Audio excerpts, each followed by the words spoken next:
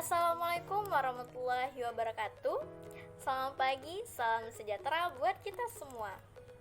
Perkenalkan, nama saya Ripa Damianti, mahasiswa dari Universitas Sultan Tahasyuddin Jambi, Fakultas Tarbiyah dan Keguruan, Prodi Manajemen Pendidikan Islam.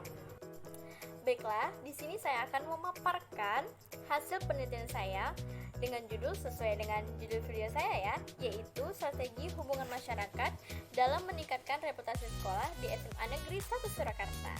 Sebelum kita memasuki hasil penelitian saya mengenai strategi hubungan masyarakat dalam meningkatkan reputasi sekolah di SMA Negeri 1 Surakarta.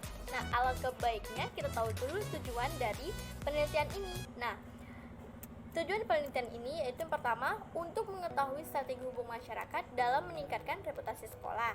Nah, terus yang kedua untuk mengetahui persepsi soldiers atau alumni sekolah dan orang tua murid. Nah, terus yang ketiga untuk mengetahui hambatan hubungan masyarakat. Nah, terus yang keempat untuk mengetahui solusi yang digunakan hubungan masyarakat.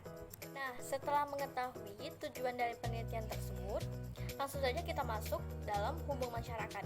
Nah, sasaran hubungan masyarakat adalah publik, yakni sekelompok orang dalam masyarakat yang memiliki karakteristik kepentingan yang sama.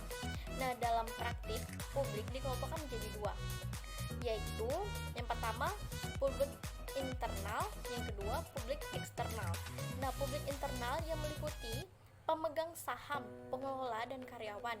Dalam penelitian ini, yang menjadi publik internal adalah sivitas akademik yang terdiri dari tenaga edukatif, yakni guru, tenaga administratif, yakni karyawan dan para siswa. Terus kita lanjut ke publik eksternal yang kedua, terdiri dari pihak-pihak yang memiliki karakteristik kepentingan yang sama. Contohnya, komunitas sejenis, investor, masyarakat luas, dan pemerintah. Publik eksternal adalah penelitian ini adalah alumni sekolah atau disebut dengan kasmagi. Orang tua siswa SMA Negeri 1 Surakarta, siswa SMP, siswa SMA lainnya, dan masyarakat sekitar sekolah. Implementasi kebutuhan publik internal dan eksternal dirumuskan dalam program sekolah sebagai berikut. Nah, yang pertama, meningkatkan SDM guru dengan menyelenggarakan seminar diskusi dan pelatihan-pelatihan, workshop guna menambahkan kompetisi dan profesionalisme guru. Terus yang kedua, ada meningkatkan SDM guru dan karyawan dengan pelatihan bahasa Inggris dan komputer. Nah, yang ketiga, meningkatkan prestasi SMA Negeri 1 Surakarta di setiap mengikuti berbagai lomba. Nah, yang keempat, yaitu mengadakan kegiatan studi banding ke sekolah yang lebih maju atau favorit sebagai langkah untuk memperbaiki peningkatan yang lebih baik. Nah, selanjutnya yaitu mengenai pengawasan.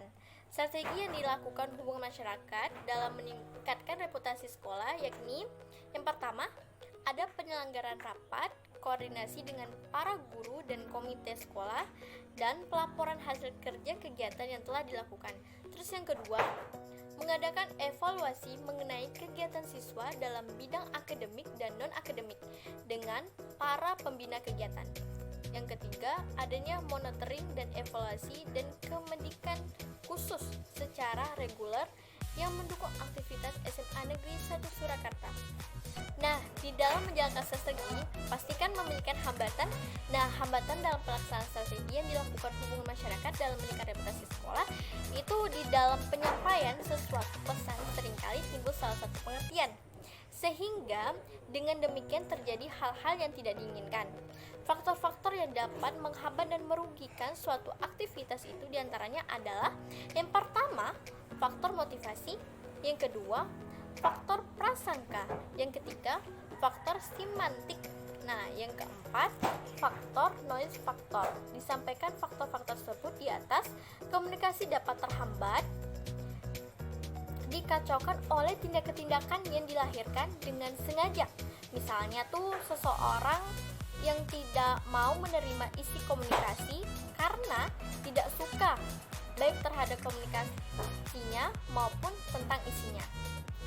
Maka pada pandangan reputasi oleh hukum masyarakat SMA Negeri 1 Surakarta, beberapa hambatan yang terjadi adalah: yang pertama, adanya keterbatasan sarana dan prasarana penunjang kegiatan sekolah.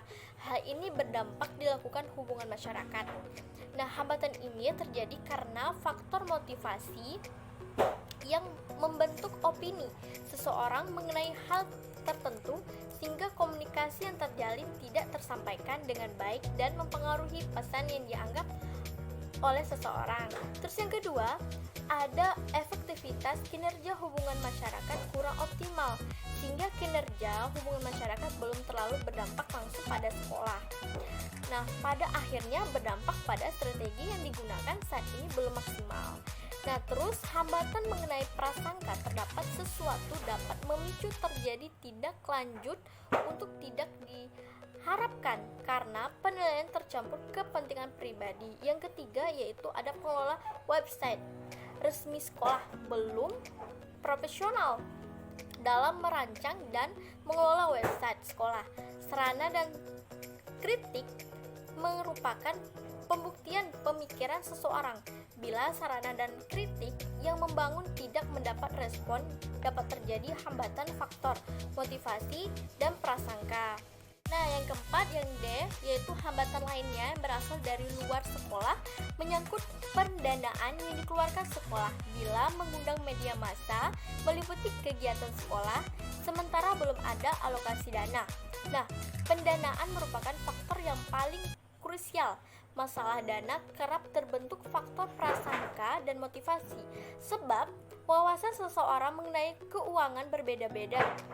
Nah, yang kelima, ada oknum yang menilai sekolah tidak perlu mensosialisasikan penghargaan maupun informasi terkirim karena masyarakat juga akan mengetahuinya lewat media massa yang meliputi ke sekolah. Nah, faktor motivasi karena tidak mau diserahi tanggung jawab dalam mensosialisasikan sekolah, sehingga komunikasi yang terjadi dengan pihak intern sekolah tidak sehat karena berseberangan dengan pihak intern. Selain itu, terjadi faktor prasangka karena pemikiran yang terjadi sudah tidak subjektif melainkan demi kepentingan pribadi. Nah, selanjutnya solusi. Nah, kalau kita memiliki hambatan, pasti memiliki solusinya kan? Gimana supaya hambatan-hambatan itu bisa terlewati. Nah, solusi yang digunakan hubungan masyarakat dalam meningkatkan reputasi sekolah dengan cara, yaitu pertama, ada sekolah berusaha meningkatkan sarana dan prasarana yang dimiliki guna menunjang aktivitas siswa-siswanya. Dan yang kedua, sekolah perlu memprioritaskan dengan bijak mengenai pengadaan sarana dan prasarana yang dibutuhkan. Dan yang ketiga, sarana dan prasarana yang telah dimiliki sekolah diberi perawatan agar awet dan mendukung operasional sekolah. Terus yang keempat, ada pengelolaan website sekolah harus diperhatikan oleh sekolah karena website merupakan resepsi sekolah dan menyedia informasi mengenai SMA Negeri 1 Surakarta. Nah, setelah kita mengetahui bagaimana strategi hubungan masyarakat dalam meningkatkan reputasi sekolah di SMA Negeri 1 Surakarta, dapat kita simpulkan bahwa reputasi sekolah telah sesuai dengan visi sekolah. Meskipun ada dinamika yang mempengaruhi keadaan sekolah, namun fluktuasi tersebut tidak berlangsung lama. Adanya kepercayaan dan kebanggaan stakeholders terhadap SMA Negeri 1 Surakarta membuktikan bahwa sekolah berada pada level yang memuaskan. Namun, sarana prasarana terdapat saran untuk meningkatkan sarana dan prasarana. Pihak sekolah yang diwakili oleh Wakasek, hubungan masyarakat menyikapi sarana dan kritik melalui peningkatan prestasi sekolah dengan pembinaan intensif serta peningkatan sarana prasarana sesuai dengan prioritas. Terus hambatan yang tidak berkaitan dengan sarana prasarana dari intern dan ekstran disikapi dengan bijak sesuai dengan peraturan yang berlaku. Baiklah, hanya itu saja yang bisa saya sampaikan mengenai pemaparan penelitian saya yang berjudul Strategi Hubungan Masyarakat dalam Meningkatkan Reputasi Sekolah di SMA Negeri 1 Surakarta. Terima kasih kepada teman-teman saya yang telah membantu saya dalam penelitian ini. Dan bagi yang mendengar mendengarkan, semoga ilmunya bermanfaat ya. Lebih dan kurang saya mohon maaf. Wabillahi taufiq hidayah. Wassalamualaikum warahmatullahi wabarakatuh. Sampai jumpa kawan-kawan. Bye.